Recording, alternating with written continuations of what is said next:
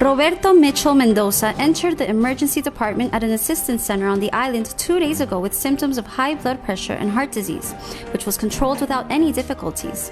Doctors considered that the patient should remain hospitalized for several days. According to the story of Mitchell Mendoza, from that moment his ordeal began, because the health promoting entity to which he is affiliated decided without any apparent justification to transfer him to another medical facility.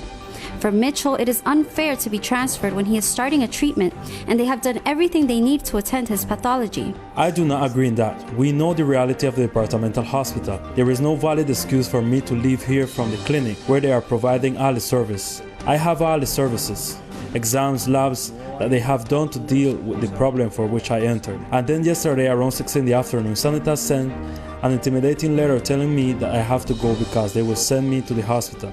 Since yesterday at 6 o'clock in the afternoon, I was supposed to leave the clinic. In a similar situation is a young woman that is pregnant, who apparently the health promoting entity denied some exams that were ordered by the emergency department.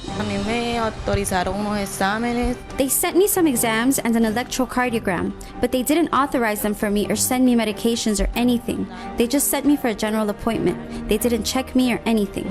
The journalistic team arrived at the health promoting entity facilities of which the users speak about, but the representatives expressed off cameras not to refer to the case since they are a private entity and refrain from giving information. When consulting the health law, it is established that users can access an IPS as a matter of emergency and receive services. When initiating a medical treatment, the continuity of the service must be guaranteed, and there must be respect for medical autonomy without affecting the treatments as established in Law 1438, Decree 4747 and Article 13.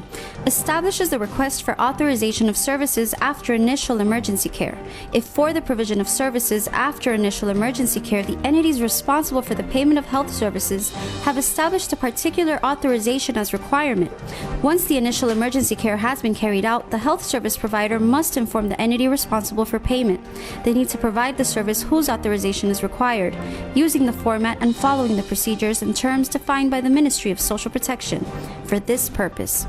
This process cannot be transferred to the patient or his or her helper and is the sole responsibility of the health service provider.